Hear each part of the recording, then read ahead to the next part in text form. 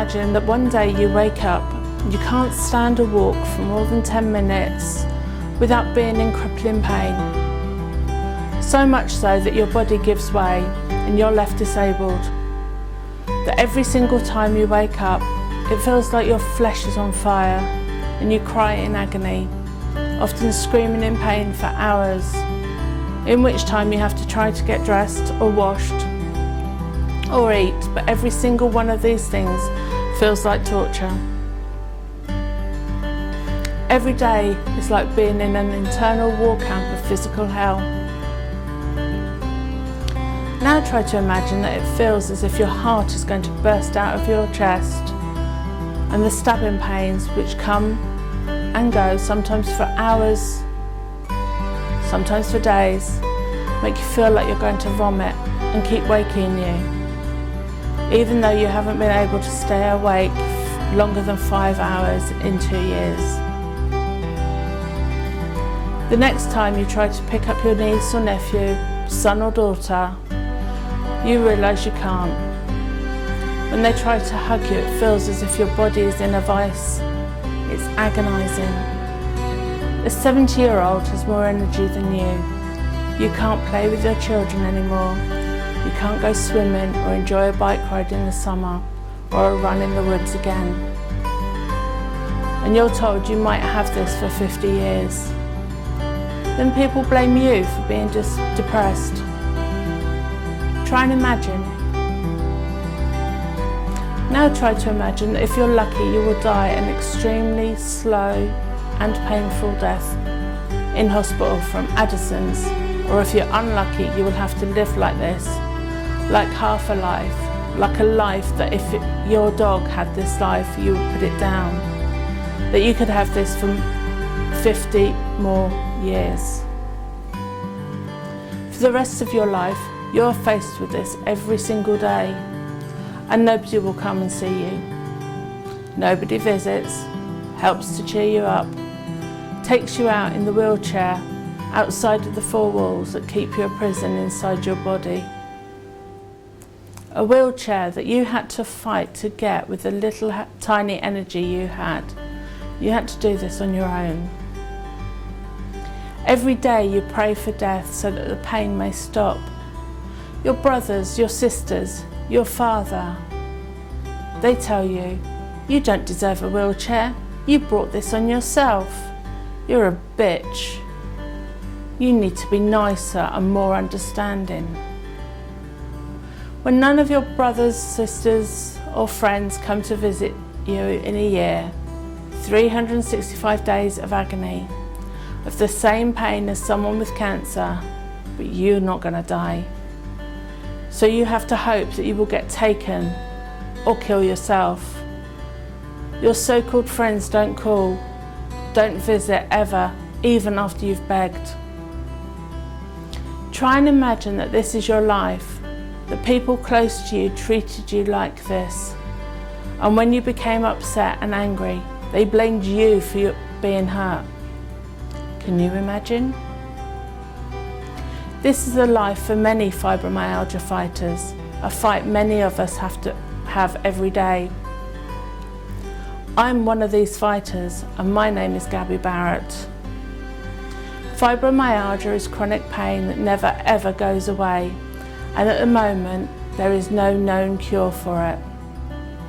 Members of the medical profession who do understand this condition define it as widespread pain, extreme tiredness although unable to sleep or get the correct type of sleep, headaches, which can be anything from dull aches to a migraine lasting not days but weeks, muscle stiffness and memory concentration issues. The actual cause of the condition is currently unknown, although it's believed that it is caused by abnormal chemicals in the body which affect the way the nervous system processes pain. In most of the 5% of the population who have this condition, many have had a major trigger event in their life. This event is usually stressful, either physically or emotionally. This can be anything from illness, accident, death of a loved one, through to anything as far as abuse. In my life, I've had many different events that could have been the trigger for this. But I feel that the biggest trigger was a road accident when I was 15. I've suffered with pain and tiredness throughout my life. But it was only when I turned 40 I was finally diagnosed with fibromyalgia during a series of investigations following a back injury. The pain in my back never improved, and then the pain seemed to spread around my body. The doctors told me to exercise more and lose weight, but at that time I'd been playing rugby twice a week, going to the gym 5 times a week. So it wasn't exercise I needed. Weight loss maybe, but I was also diagnosed with an underactive thyroid, so it was hard to lose the weight. The pain got so bad that I had to give up all my exercise, but I moved on to swimming to try and maintain my fitness levels. Unfortunately, this didn't help as my pain continued to increase. My pain, lack of sleep and tiredness, as well as working full-time, running a home and looking after a family, just meant I was unable to cope. I felt low, not just upset, but also really depressed. The pain got to me. I couldn't function normally. I wanted my life to end. I didn't feel I was any use to anyone. I couldn't walk far without pain screaming through my body. I couldn't even brush my hair, and when it was brushed, I would cry in pain. I was taking many different painkillers, having allergic reactions to them, which was causing even more pain. Eventually, after trial and error, the doctors found a combination of medication that suited me and controlled my pain to a degree. It's never gone, just dulled. I was able to function, but not in the way I used to. But it felt close to human again. If I do overdo things, then it really knocks me for 6. I have to have time to catch up on sleep, or at least rest when I need to. After 5 years of diagnosis and 2 years of a concoction of medication that finally helps me, I'm now in a good place. I attend college studying creative media production, which I do full time. I'm in the first year and have managed to obtain merits throughout the course. It's not been easy for me though. Every day I struggle to get up. I have to give myself at least 2 hours to get ready, and I often fall asleep when I get home. But while I'm there, I try to remain focused, and most of the time I am. My mobility can range from walking without any aids through to needing a wheelchair to get about. But using a wheelchair is usually down to the fact I've had a major flare of all of the conditions. A flare can happen at any time when you least expect it. They can last for any amount of time, from days to months, even years. My last flare lasted just over a year, but the condition appears to be in remission at the moment. I never know when it's going to happen or what's going to cause it. And because of this, I never know how I'm going to deal with college. But fortunately, the college are great. They're fantastic at supporting me with all my needs and issues. And most importantly, it's one of the few places I've never ever been judged. So now you know a bit about my history, let me explain to you the symptoms and the effects for me. My feet burn across the soles of my feet like I've been walking on tiptoes all the time. This is constant. I get cramps in muscles that make me scream out in pain and make them so tight I can't move or straighten them myself. I have pains in my hips, lower back, knees, shoulders, arms, legs, neck and head. I have pins and needles in my feet and hands, and even occasionally my head. My feet and hands feel like they're swelling all the time, but they aren't. The skin even feels like it's being stretched when it isn't. My knees and ankles swell. I have carpal tunnel in both wrists, and my arms ache to my elbows. My neck and shoulders are in pain and spasm. I'm constantly tired, but all the time. But when I sleep, it's not restorative sleep that I get. Everyone needs that sort of sleep to feel refreshed. But unfortunately for me, it's the one type of sleep I don't get. I suffer with muscle twitches in my legs, causing restless leg syndrome. My face hurts through clenching my jaw shut and grinding my teeth. Smells and sounds can override my senses as they seem to confuse me and make me lose concentration. Simple things can distract me if I'm having a flare. This means I can decide to do something, go to do it, and end up doing something completely different. I'm currently taking tramadol 4 times a day to cope with the pain, as well as taking naproxen twice a day. I also have antidepressants to help me cope with the constant, no let-up pain.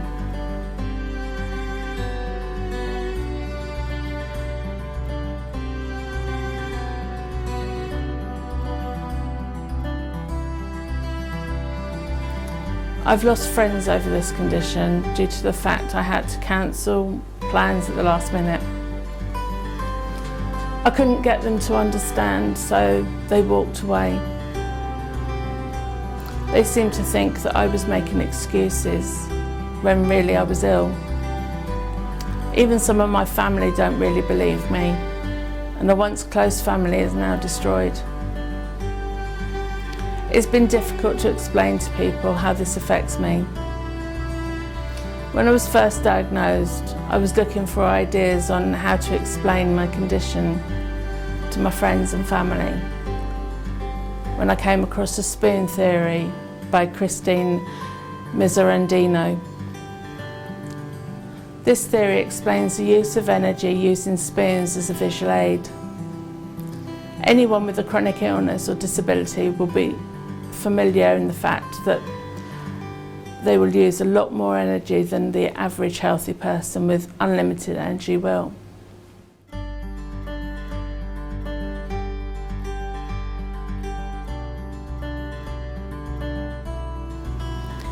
Christine gave her friend a dozen spoons and then asked her to go through a typical day.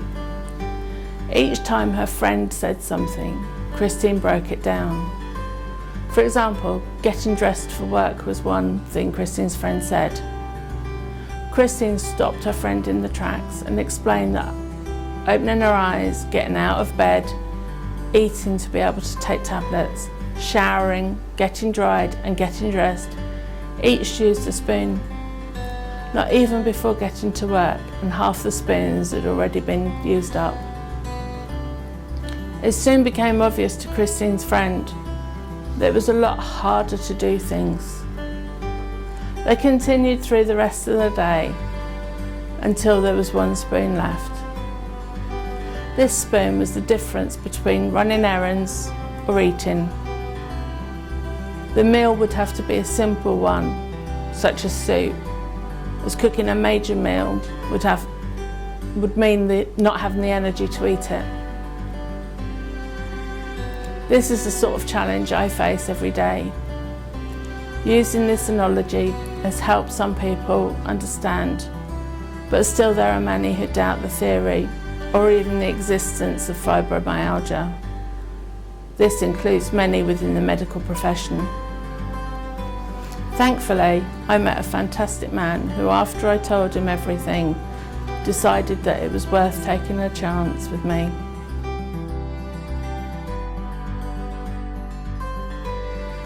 He says that it's not about my condition, but about the person. He's cared for me from the start, and although he struggles with the emotional side of things occasionally, it's mainly when I'm at my worst.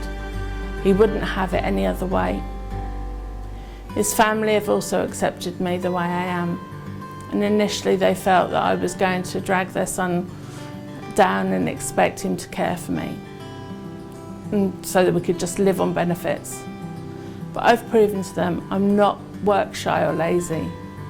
They now accept me for who I am, and I have supported their son in ways that they didn't expect. And they see the person, not the disability. The only reason I claim any sort of benefits is because I'm entitled to them and I need the extra money to help me. When I'm feeling good, my partner and I try to get out and have fun together. My favourite thing to do is head into Pocket Snooker Club in Kidderminster.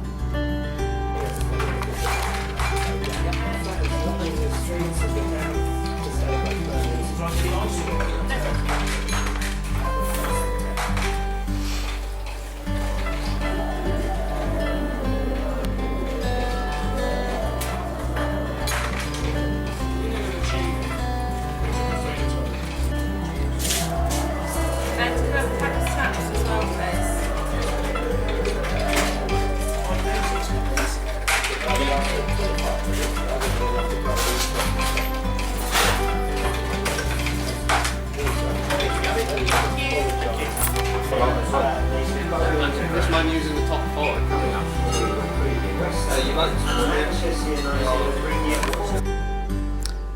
It's run by Alan and a group of amazing staff. I always feel welcome when we go and feel like it's going home. The staff always greet me and they try to make sure that if I need any help, it's always on hand. I'm not amazing. In fact, I'm lucky if I manage to pot any balls at all. But the main thing is, I enjoy having a go. I'm one of the few women who play, but that doesn't mean that I'm judged. I'm a person who likes playing snooker, and I am respected for that and nothing else.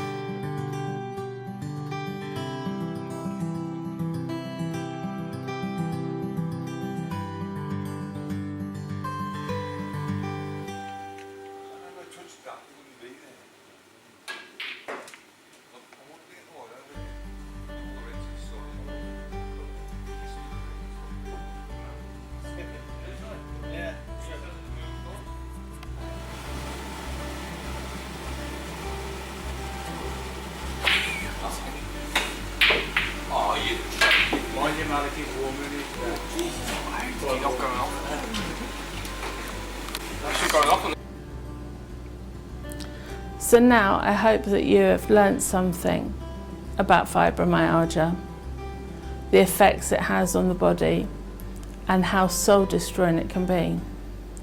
So next time you see someone parked in a disabled bay who appears to be walking perfectly normally, just take a moment to consider this. Not every disability is visible, and not every disabled person needs a wheelchair. I want to leave you with something to think about. This is a poem written by Tabitha Schultz. It's called Fibromyalgia's Not Real. What's this you say? Fibromyalgia's not real? How about you step into my life and just see how real it feels? You couldn't handle it, not even for a day. This is my life.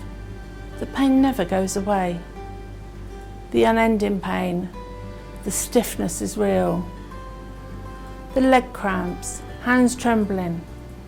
How does it feel? My stomach is wrenching, my ears ringing too. I'm fatigued and have insomnia.